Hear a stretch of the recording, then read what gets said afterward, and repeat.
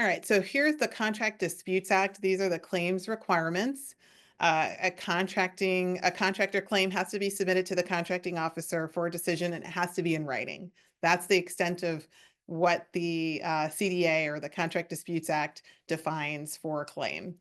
It says a government claim has to be subject to a written decision by the contracting officer, typically known as a contracting officer's final decision. Claims by either the contractor or the government has to be submitted within 6 years after the accrual of the claim, and we'll define that a little later. But as Anuj mentioned, very similar to the statute of limitations at COFC for bid protests. The exception is where a government claim against a contractor involves fraud. There's no statute for the government to file a claim related to fraud.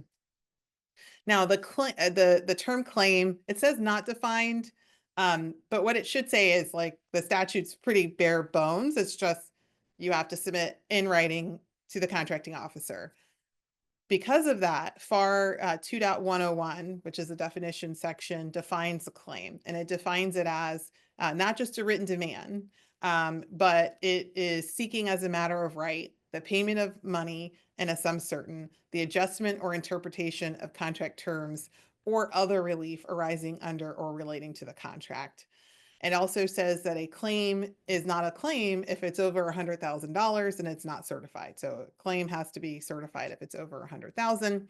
It also notes, which is important, that vouchers, invoices, or routine requests for payment are not claims if they aren't in dispute before submitted. So you have to submit your invoice, the government reject it, you disagree, and then as a contractor, you can file a claim on that disputed invoice. But the mere sort of submission of an invoice in wide area workflow, for example, is not going to constitute a claim.